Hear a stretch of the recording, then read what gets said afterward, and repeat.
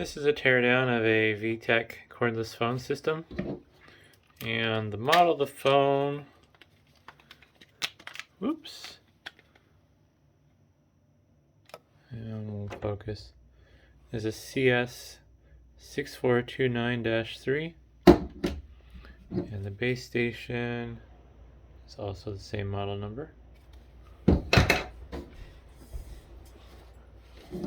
This does have a 2.4 volt nickel metal hydride battery in it that will be recycled.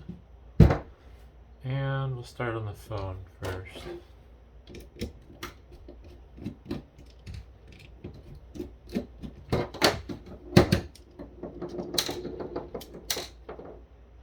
Looks like this is snapped together. See if my fingernails will be good enough.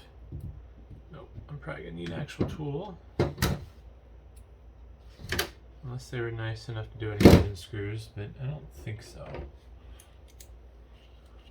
I'll also probably put on my eye protection for safety. Don't want stuff going springing the thing into my eyeballs. There's half of it.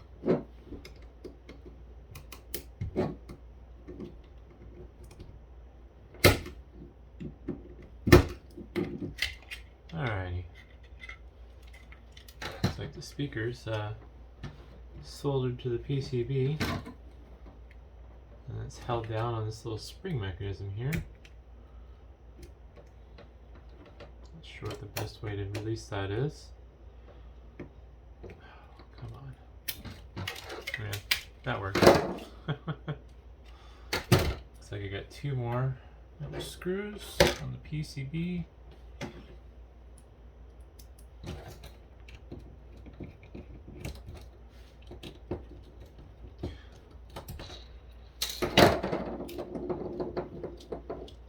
Button assembly.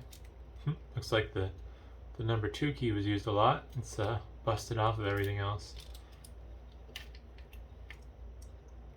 These are just injection molded, and then there's small connection points that these are tied to make the assembly.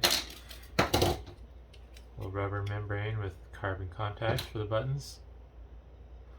I almost wonder, can't see the elements, so I almost wonder if that has a color display. Oops. But a little chip under that blob. Oh, that's interesting. They actually labeled the blob. Wonder how they did that. Probably laser, I suppose. Laser engraved it. You got your gold contacts for the buttons, a little microphone, speaker. I think this display assembly will just pop off. Oh, no, there's a tab that's soldered to the PCB. Try for a good grounding connection. Well, we'll tear apart the base station next.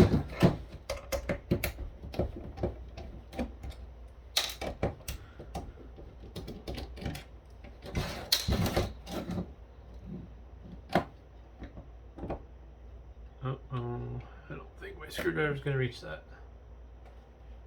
Oh, I don't think it's necessary. Let's see if we can hop this apart. Good old bounce it off the floor a few times trick. Although, it feels like it's holding on still. There we go.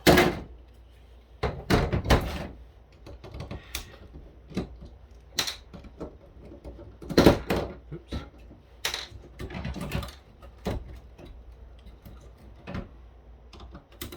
This have? Oh, no.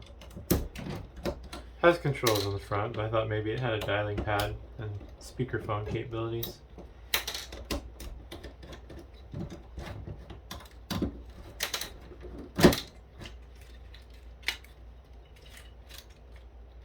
Let's see here. What else do we need to remove?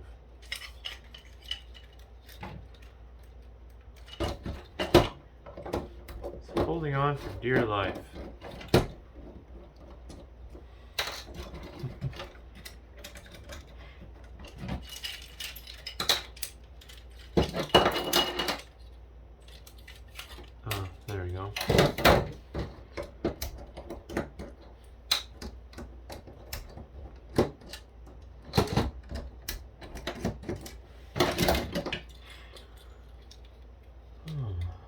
Looks like a nice little dual 7-segment display there.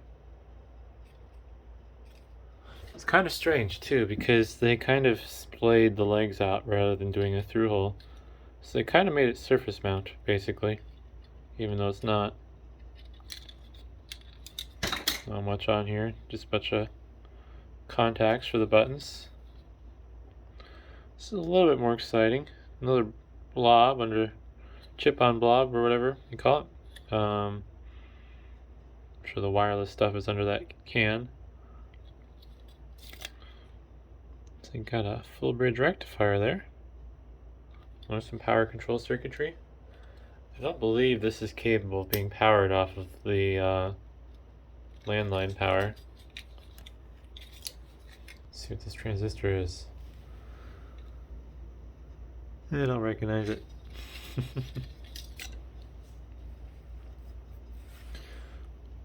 See the camera focus. That's what's engraved on that blob.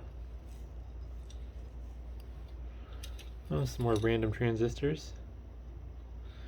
I'm not sure what those are about.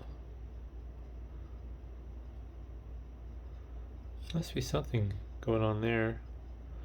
Lots of spacing. Maybe this is how it ended up. Well, see, this is where the phone line comes in. I almost wonder if this is like some high voltage protection stuff in the case there's a lightning strike on the phone lines or whatever, power surge. But hopefully that was interesting, and thanks for watching.